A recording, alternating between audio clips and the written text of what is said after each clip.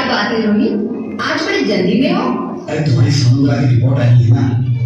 Report से क्या होता है? बेटा हो या बेटी, बस स्वस्थ होना चाहिए। बेटा ही होगा।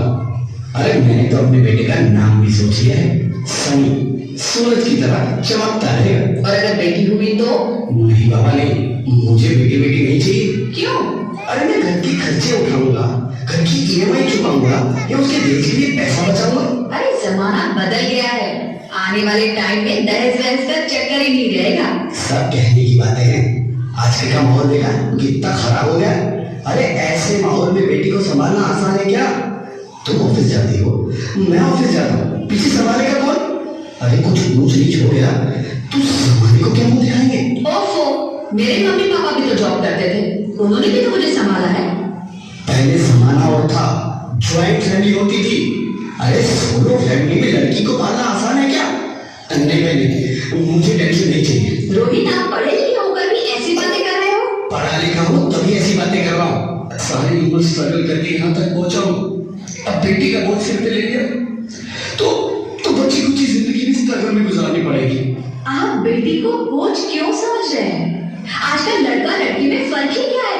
फर्क है, लड़का लड़का होता है और लड़की लड़की। लड़का वंश बढ़ाता है और लड़की टेंशन।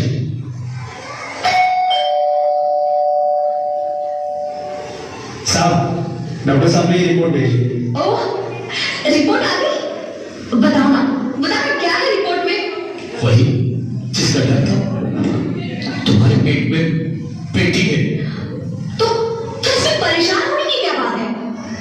मैं तो बेटी ही चाहती थी। पर मैं नहीं चाहता ना बेटी, मुझे नहीं चाहिए बेटी। हंसती क्यों नहीं? आखिर बेटी को पालना, पढ़ाना, शादी करना सब बहुत मुश्किल है।